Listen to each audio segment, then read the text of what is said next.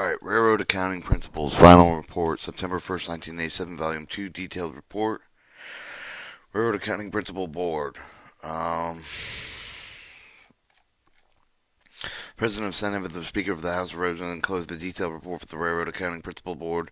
Um, Both summary and report of the Volume 1 of the report is issued by the Board to comply with the requirements of the Staggered Rail Act of 1980, titled 49 U.S. Standard Code 11167. Volume 2 is a detailed discussion on how the railroad accounting principles apply to cost of determinations made in regulatory proceedings before the Interstate Commerce Commission, and elaborates on the factors considered by the board for reaching the conclusion.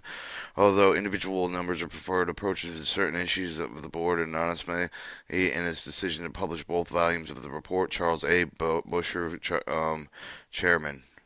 441 Street, Northwest Room 4047, Washington, 020548 202 275 163. Railroad Accounting Principal Board, Final Report, September 1st, 1987, Volume 2, Detailed Report. Alright, Volume 2, Abbreviations, Introduction, Part 1, Railroad Accounting Principles, Casualty, Homogeneity, practicality, data integrity, etny, cost of capital, asset valuation related to experience productivity. Part 2, specific application, revenue adequacy, maximum rate, competitive access, abandonment subcharge, minimum rate, and long canon, rail cost adjustment factor. Part 3, general purpose of the cost system, effective railroad accounting principles, rail form A, and uniform rail costing system, regression analysis issue, information requirements, glossary reference appendix. Our abbreviation: Association of American Railroads, AAR, AICPA, American Institute of Certified Public Accountants, APB, American Principal Board, ARB, American Accounting Research Bulletin, BLS, Bureau of Labor Support, Labor Statistics, CAU, Cost Analysis Organization, CMP, Constrained Marketplace Pricing, DA, Depreciation Account, DCF, Discounted Cash Flow, DVC, Directly Variable Costs, FASB, Financial Accounting Standard Board, GAAP, Generally Accepted Accounting Principles, GAAS, General Accepted Auditing Standards, GPCS, General Purpose Cost System, ICA, Interstate Commerce Act, ICC, Interstate Commerce Commission, M&O, Maintenance Operation, MGTM, /M, Million Gross Tons per Mile,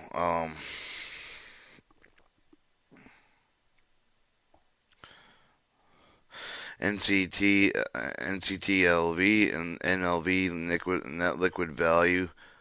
net liquidation value, PCF, presumptive cost effort, cost floor, R1, railroad annual report for R1, RAPB, Railroad Accounting Principal Board, RCAF, Railroad Cost Adjusting Factors, RFA, Railroad Form A, ROI, Return on Investment, RRP, Retirement Replacement Betterment, SAC, Stone Alone Costs, SAS, Statements of Auditing Standards, SEC, Securities Exchange Commission, SAR, Staggered Rail Act of 1980, USOA, Uniform System of Accounts, URCS, Uniform Rail Costing System, 4 Rail Act, Railroad Revitalization Regulatory Reform Act of 1976.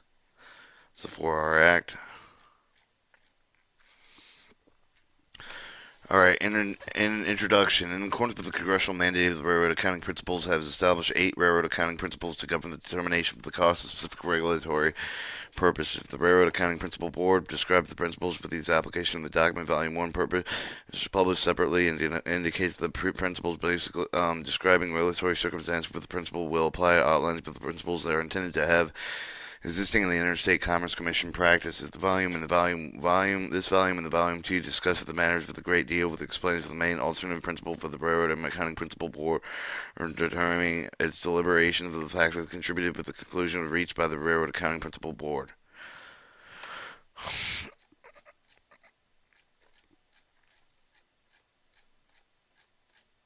I'm looking for chapter 1, and then we're going to start, alright, so...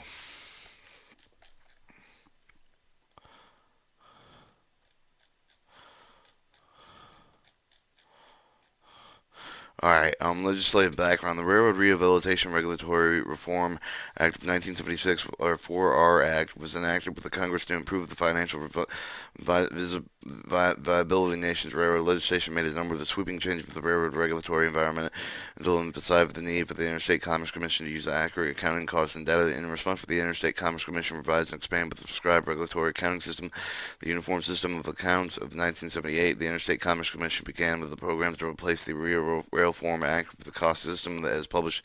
Their most sophisticated, the Uniform Rail Costing System, or URCS.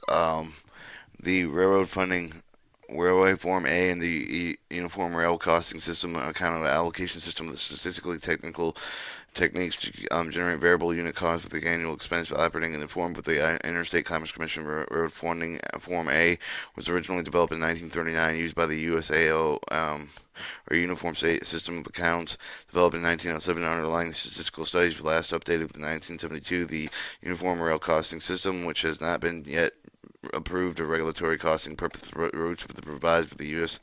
Uniform System of Accounts, and statistical studies completed with the 1982. The Uniform Rail Costing System is designated to facilitate that more frequently updated with the statistical studies. The Staggered Rail Act of 1980 further to reduce the scope of the regulation, intended to provide the railroad industry with the additional incentives to ensure the railroad long-term viability while attempting to balance the need for carriers, shippers, and public where completing competition does not exist. Certain important acts dealing with the cost determination were left unresolved by the state. The Staggered Rail Act, this issue long has been the basis of the disagreement between shippers and railroaders. The Railroad Accounting Principal Board was created with the Staggered Rail Act of 1980, was founded with the 1984, established by the body with the cost accounting principles, serves as a framework with the implementing regulatory provisions in which the cost determines to play a vital role in making the administrative legislative recommendations deemed necessary to integrate with the principles of the regulatory process. According to the Staggered Rail Act, the Interstate Commerce Commission will implement the enforcement of the Railroad Accounting Principal Boards through the rulemaking process, which will afford interested parties the opportunity to participate. Because the Interstate Commerce Commission ultimately responsible for the cost principles must review the principles light rulemaking comments for the interested party responsible explain the rules it adapts, and however there must be rulemaking with the interstate commerce must be accorded with a substantial difference for the railroad accounting principle, but rational under those principles.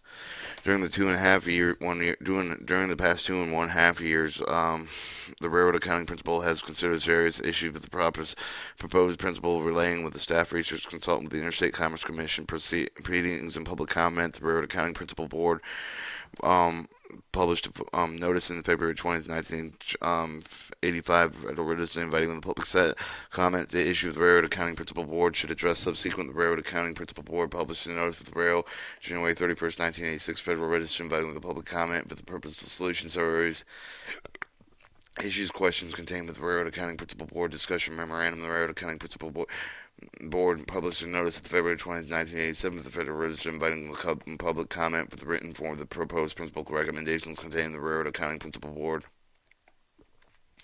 Supposedly draft of the report. Finally, the Railroad Accounting Principal Board had a public hearing on the proposed principle of April 30th, 1987 in Washington, D.C. The interested parties appeared for the presented oral restatement. Specific regulatory application of the Railroad Accounting Principal Board provided with the framework determined that the railroad cost specific regulatory application of the principle was primarily Class 1 railroad affiliated with Class 2 and Class 3 railroads. Other railroads affiliated. However, the Interstate Commerce Commission requires that Class 2 and Class 3 railroads provide cost information provided with the Class 1 railroads for specific regulatory purposes of the principle also would apply. The Railroad Accounting Principle may not provide guidance for every regulatory determination the Interstate Commerce Commission must address. For example, they do not address the allocation of the cost of portions of the burden. They depend on the regulatory policy objective. The Staggered Rail Act provides the Railroad Accounting Principal Board with account with specific regulatory principles for the railroad costs required for during the Railroad Accounting Principle deliberations. Some of the commentaries argue with the authorizing the legislation did not agree with the Railroad Accounting Principal Board jurisdiction to provide with certain of the principles. The application covered this report. The Railroad Accounting Principal Board determines the principle of their application and are provided with a herein fully with the scope of the statutory mandate supporting the opinion of the council, but may be found with Volume 2 Appendix. Specific regulatory applications addressed with the Railroad Accounting Principles are described below. Revenue adequacy. The Interstate Commerce Commission required to determine annually whether individual railroads generate revenues that adequate to cover the total operation expense for the cost of capital of the railroads, or revenue adequate with the subject of regulatory control of those that are not. The regulatory standard adopted by the Interstate Commerce to measure the revenue adequacy return of the investment equal to the cost of the capital. The road accounting principle has focused its effort on the cost elements, but the regulatory standard is not regulatory policy. Issue the appropriate standard for determining revenue adequacy. Alright, maximum rate. Railroads may not charge the captive shipper with extending the responsible maximum level. One of these factors the Interstate Commerce Commission presents the consideration to determine whether the rate is reasonable with the relationship to the cost. The Interstate Commerce Commission considered the rate of the long movements of the coal to be unreasonable and exceeds the cost of the hypothetical new competitor would incur to provide with the needed service for the captive shippers of the other designated shippers. The costs are referred to as standalone costs, or SACs. However, the maximum rate is reasonable proceeding with other large movements of the coal. The Interstate Commerce Commission has accepted the cost evidence based on the methodology as proposed regulatory standard for the standalone costs. The Railroad Accounting Principle Board has focused on the efforts of standalone costs without addressing whether the appropriate regulatory cost standard for the maximum rate reasonable cases. Competitive access. Interstate Commerce Commission may establish rates, but one of the railroad may charge another railroad providing with the switching services for the using of the tracks. In addition, with considering the cost of the railroad providing with the access, the Interstate Commerce Commission considers these factors. Joint rate route consolidation, sometimes considered with the purview of the complete competitive access. However, the variable costs used in such cases typically developed with the general purpose of the cost system, or the GPCS's general purpose cost systems, are subject to movement-specific adjustment, do not require separate specific application considerations. Abandonment and subcharge. A railroad may allowed to be abandoned a branch line or add a subcharge with the shipment from to or from the branch line. The railroad earning of the insufficient revenue from the line according to the present Interstate Commission standard branch line revenue with the sufficient equal exceeds with the standard cost of the provided with the avoid with the railroad if it do not have the service of the branches in question, including the opportunity costs associated with maintaining service with the portion. Railroad non-branch line have variable costs associated with the shipments originating terminating on the branch line. Minimum rate and long canon factors. The Interstate Commerce Commission railroad setting the rates below the responsible minimum level of the Interstate Commerce Commission determined to be equal directly variable costs. The Interstate Commerce Commission required to consider these three factors known as the long canon factors and determine whether the rate exceeds the reasonable maximum level. Traffic which does not contribute to the going of the concerned value. The traffic on which the revenues increase. Traffic by paying unreasonable share of the revenues.